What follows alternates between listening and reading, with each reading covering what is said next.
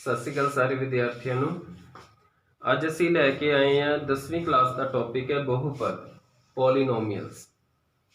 Clear. तो ये topic 9th ਵਿੱਚ ਵੀ ਅਸੀਂ ਕੀਤਾ ਆ। 9th ਵਿੱਚ ਹੁਣ 10th ਵਿੱਚ ਸੇਮ ਟੌਪਿਕ ਹੈ ਬਟ ਥੋੜਾ ਕਨਸੈਪਟ ਇਹਦੇ ਵਿੱਚ ਡਿਫਰੈਂਟ ਆ ਜਾਂਦਾ। ਜੋ ਅਸੀਂ ਪੜ੍ਹਨਾ ਇਹਦੇ ਵਿੱਚ ਉਹ 9ਵੀਂ ਤੋਂ ਥੋੜਾ ਜਿਹਾ ਅਲੱਗ ਹੈ।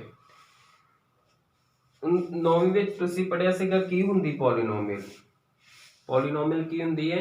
Combination of constants and variables. ਚੱਲ ਤੇ ਅਚਲਾਂ ਤੋਂ ਦੇ ਕੰਬੀਨੇਸ਼ਨ ਤੋਂ ਪੋਲੀਨੋਮੀਅਲ ਬਣਦੀ ਹੈ। ਸ਼ਰਤ ਇਹ ਹੈ ਕਿ ਜਿਹੜੀ ਇਹਦੀ ਘਾਤ ਹੁੰਦੀ ਹੈ ਉਹ ਕੋਈ ਨਾ ਕੋਈ ਪੂਰਨ ਸੰਖਿਆ ਹੋਣੀ ਚਾਹੀਦੀ। ਠੀਕ ਹੈ, ਜਿਸ ਤਰ੍ਹਾਂ ਮੈਂ ਲਿਖਦਾ ਹਾਂ 2x³ ਜਮਾ 3x ਸਕੁਅਰ ਜਮਾ 4x ਜਮਾ 5 ਬਰਾਬਰ 0। ਇਹ ਇੱਕ ਪੋਲੀਨੋਮੀਅਲ ਹੈ। ਇਹ ਕੀ ਹੈ? ਪੋਲੀਨੋਮੀਅਲ।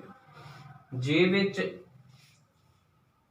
टर्म आ वाली ऐड हो जाती 4x की पावर -3, ये पॉलीनोमियल नहीं फिर। क्यों? क्योंकि जी घात है पावर वो नैगेटिव, ना घात नैगेटिव होनी चाहिए या ना ही फ्रैक्शन में होनी चाहिए, ना ही कोई वर्गमूल ना ही ओवर। ठीक है, सिर्फ तो सिर्फ पूर्ण संख्यावां होल नंबर से दी पावर्स होनी चाहिए। ये दसेगा उही तुहानूं पहलां भी दस्सिआ जस्ट रिवीजन। हुण जिहड़ी तुहाडी पहली अभ्यास है उस 6 या 7 प्रश्न है, बिल्कुल सिंपल है। तुहानूं पता भी हर एक पॉलीनोमियल का असीं ग्राफ बना सकते हैं।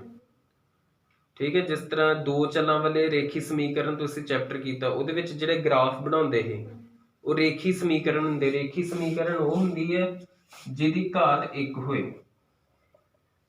ठीक है, घात वध तों वध कितनी होए? डिग्री 1। इहदा जदों ग्राफ बनाओगे तुहानूं की हमेशा एक सीधी रेखा मिलेगी। बट जे साडे को पावर वध जाती है, 2 घाती हो जाती, 3 घाती हो जाती। आ मैं 3 घाती लिखी है पॉलीनोमियल बहुपद। इनू समीकरण तां कहांगे जे बराबर 0 होएगा। इहदा जदों असीं ग्राफ बनावांगे एक सीधी रेखा नहीं मिलेगी, ये सानूं की मिलेगी? कोई ना कोई कर्व मिलेगी। ठीक है, हुण पहली अभ्यास च की है साडे को कुछ कर्व्स गिवन ने ते वो कहेगा कि दसो इहदे किन्ने हल हो सकते, इस कर्व दे किन्ने हल हो सकते। हुण इत्थे देख जिन्नी इन्ना तुहानूं पता है कि जिन्नी उहदी पावर होए उन्ने उहदे हल हुंदे हैं। जिस तरह रेखी है तो रेखी विच एक पावर इहदा मतलब x दा इक्को ही हल होएगा। ग्राफ तो किस तरह पता? एक तो इत्थों पता लग गया जिन्नी पावर उन्ने उहदे हल होणगे। जे सानूं समीकरण नहीं गिवन, सीधा उहदा ग्राफ गिवन है अलेख, फिर किस तरह पता लगेगा? हुण जिहड़ी इहदा बनदा है रेखी समीकरण ते रेखा तुहानूं पता है एक्स एक्सिस नूं सिर्फ एक बिंदु ते कटेगी, सिर्फ एक बिंदु ते। एक्स एक्सिस नूं एक बिंदु ते कटदी भी, इस करके दा इक्को हल होएगा। कहण दा भाव जिहड़ा ग्राफ है वो जिन्ने बिंदुआं ते एक्स एक्सिस नूं कटदा होएगा उन्ने उस पॉलीनोमियल दे उस बहुपद दे हल होणगे। ठीक है, जे ग्राफ 2 बिंदुआं ते कटदा है, मतलब जिहड़ी साडे कोल कोई क्वाड्रेटिक हुंदी है 2 घाती समीकरण, ओहदा जदों ग्राफ असीं बनाउने आ वो एक्स एक्सिस नूं हमेशा 2 बिंदुआं ते कटेगा, इस करके उहदे 2 हल होणगे। सानूं पॉलीनोमियल नहीं गिवन, सानूं सीधा ग्राफ गिवन होएगा पहली अभ्यास विच। जिस तरह कोई ग्राफ है वो एक्स एक्सिस नूं 3 बिंदुआं ते कटदा पिया ते ओहदे फिर किन्ने हल होणगे? 3। जे किसी बिंदु ते नहीं कटदा, उपरों उपरों लंघ गया, फिर उस पॉलीनोमियल दा कोई हल नहीं होएगा। मीनस जिन्ने बिंदुआं ते वो कटेगा या जिन्ने बिंदुआं तो एक्स एक्सिस नूं टच करेगा उन्ने उहदे की होणगे हल। ये किसी की पहली अभ्यास बिल्कुल सिंपल है। ठीक है, हुण दूसरी विच की है? दूसरी विच सिर्फ असीं गल करनी है 2 घाती बहुपदां दी, क्वाड्रेटिक पॉलीनोमियल्स दी। उहदी जनरल फॉर्म तुहानूं पता की हुंदी है? ठीक है, क्वाड्रेटिक पॉलीनोमियल्स यानी कि 2 घाती बहुपद। क्लियर? हुण देखो इहदी जनरल फॉर्म की हुंदी है ax² जमा bx जमा c। क्लियर? इस अभ्यास में असीं गल करांगे कि ये जिहड़े गुणांक है कोफिशिएंट्स एक्स स्केयर का कोफिशिएंट कितना है ए, एक्स का बी ते कांस्टेंट साडे कोल की है सी। कोफिशिएंट्स विच ते इहदे रूट्स विच की रिलेशन है, यानी कि बहुपद दे दो घाती बहुपद दे गुणांक जिहड़े ने ते नाल इहदे हल।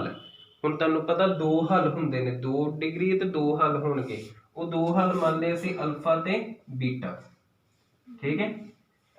आ जिहड़े गुणांक आ ते हल आ जिहड़े हल है इहदे दो, इन्हां विच की संबंध है, what is the relation between roots and coefficients of the quadratic equation या क्वाड्रेटिक पॉलीनोमियल।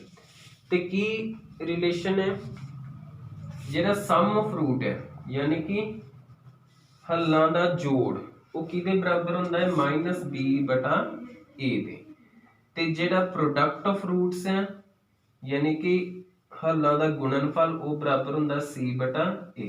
बस आ है क्लियर।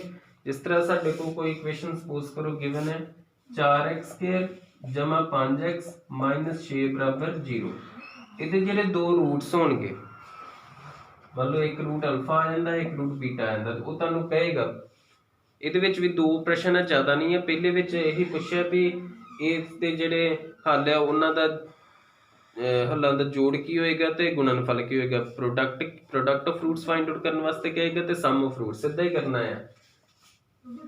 सम ऑफ रूट्स की आएगा -b/a, इनू कंपेयर करो, a हो गया 4 b 5 ते c -6, यानी कि सम ऑफ रूट आएगा -5 बटा 4 ते प्रोडक्ट ऑफ रूट्स c/a, ठीक है। c कितना कांस्टेंट -6 बटा 4 यानी कि -3 बटा 2। दूसरा जिहड़ा है उहदे विच सानू relation between mean sum of roots ते प्रोडक्ट ऑफ रूट्स गिवन होएगा, उत्थे ही इक्वेशन बनानी है, ठीक है। सेकंड क्वेश्चन करते हैं एक, तो तुहानू क्लियर होएगा। फॉर्म द क्वाड्रेटिक इक्वेशन या quadratic polynomial whose sum of roots is, कुछ भी ले सकते जी,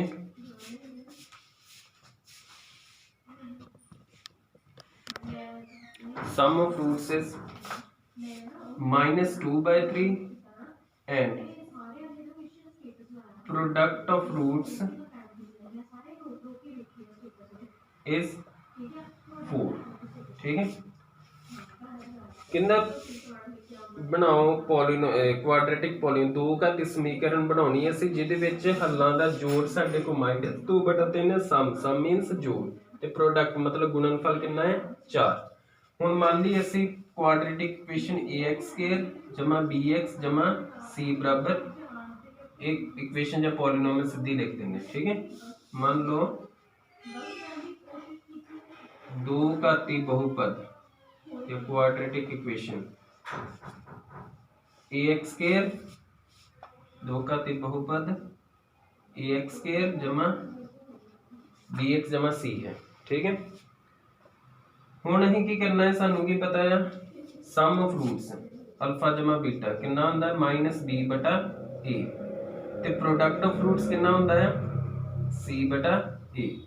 हुण सम ऑफ रूट्स सानू कितना गिवन है, सम ऑफ रूट्स हल्लां दा जोड़ -2/3, ਇਹਦਾ मतलब -b बटा a बराबर आ गया -2/3 ਤੇ प्रोडक्ट ऑफ रूट्स c बटा a वो कितना है साडे कोल 4। ਹੁਣ ਇੱਥੋਂ ਅਸੀਂ a b ਤੇ c ਦਾ ਮੁੱਲ ਕੱਢਣਾ ਹੈ।